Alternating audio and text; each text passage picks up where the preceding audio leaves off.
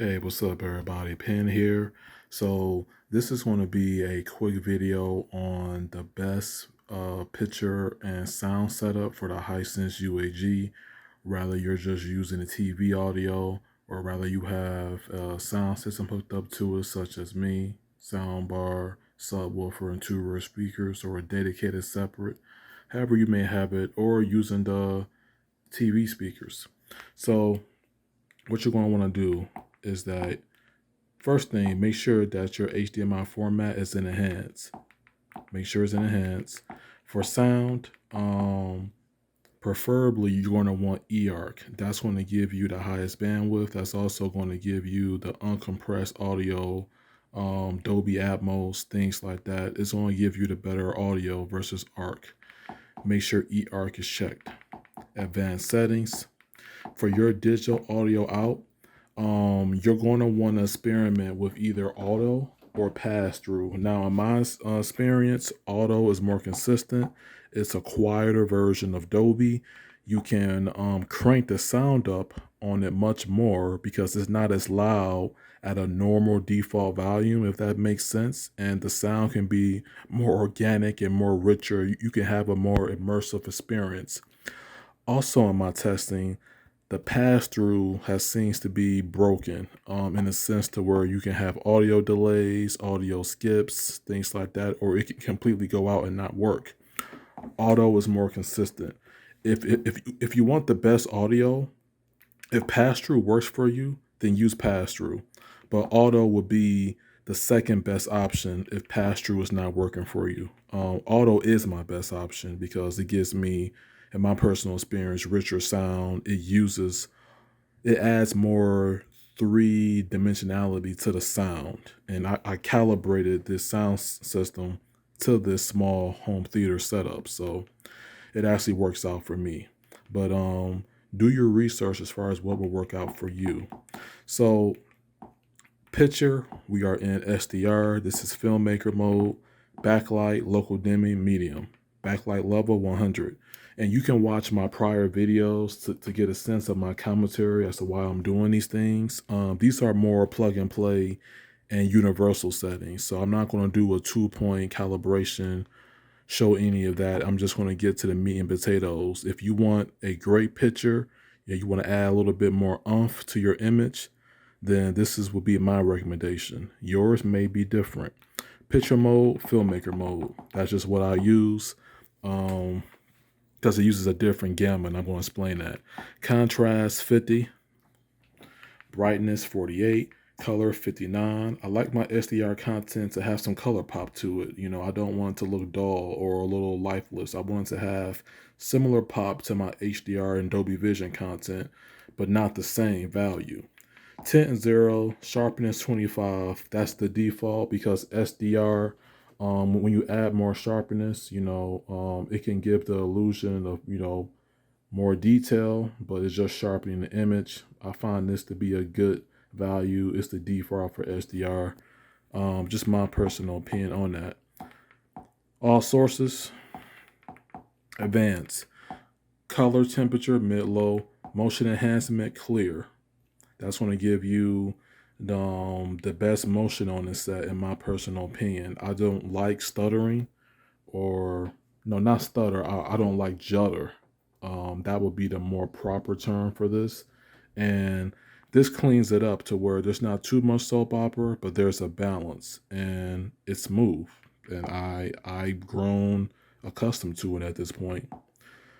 All the motion and noise reduction is off. HDMI dynamic is auto.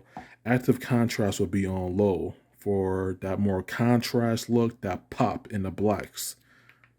Color space native, instant game response off for not gaming.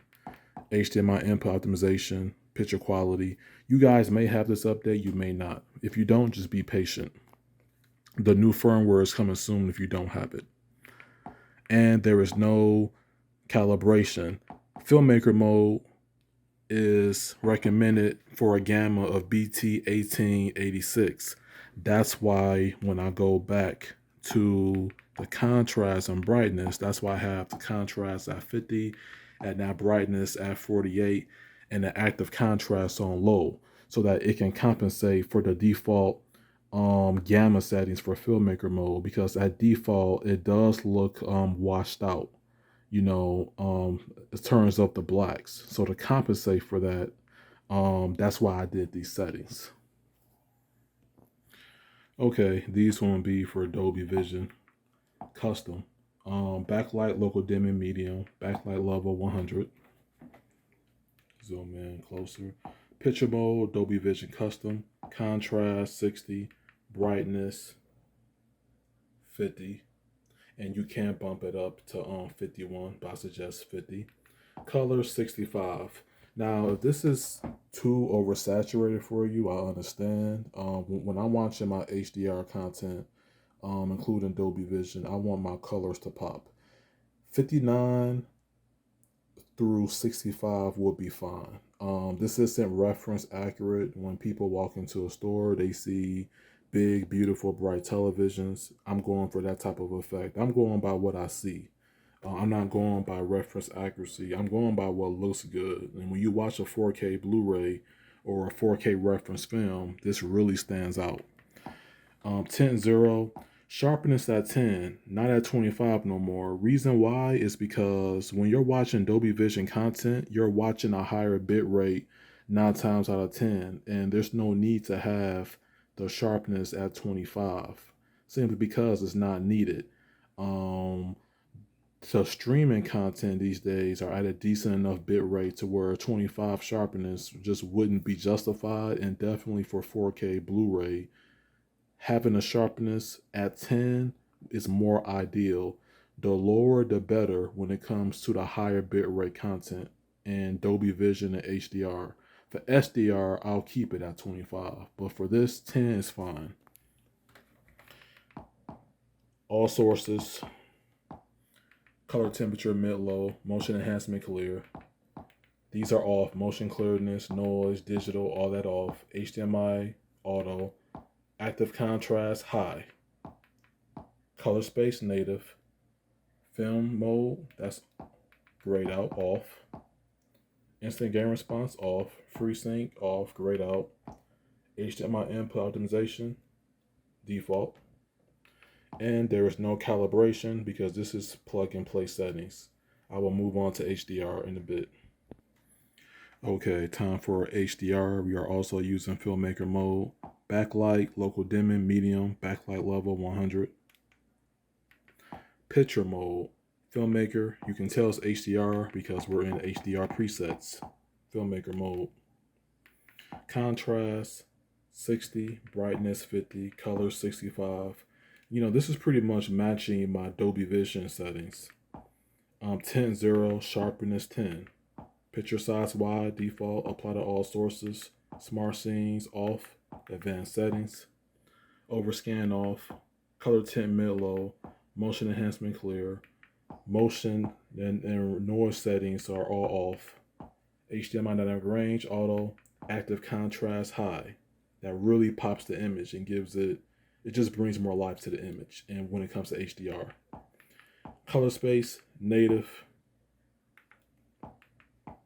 Instant gain response off, FreeSync off, HDMI input optimization default. If you don't have this setting, once again, don't worry. The update is coming in meantime. Don't worry. Now I will show the game settings. This would be for the PS5. Okay, this is for PS5. So I'm forcing 2160p. VRR set to automatic. I even have it for unsupported games. That's personal preference though. HDR always on. I got this TV for HDR and Dolby Vision, part of my experience. So once it's working, I want it on. Deep color, automatic, RGB range. I know I talked about limited, but this is more plug and play. This is what PlayStation recommends.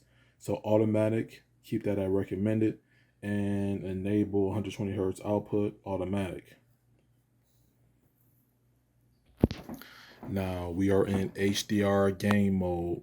On the new update, HDR game mode is so nice. Backlight, local dimming, medium. That's going to pop it out. Backlight level 100. You'll notice that you'll see the same settings primarily on backlight. Picture mode, HDR game. This is game mode. This is going to give you the lowest input latency with HDR. Contrast, 60. Brightness, 50. Color, 65. Tint, 0. Sharpness, 10. Once again, we're on the PlayStation 5. Majority of these titles look good. The graphics are very, very nice. There's no reason to have a sharpness of 25 at the default.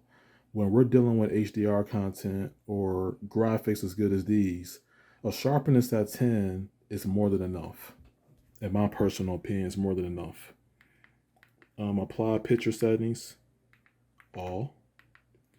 Advanced settings, overscan, color temperature mid-low, motion enhancement is grayed off, we're in game mode.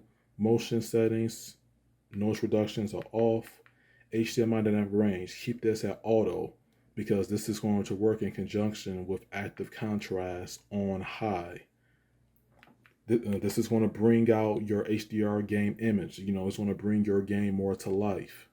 People were saying that it was dull and lifeless and washed out on the last update, or the newest update, M0422, it fixes that.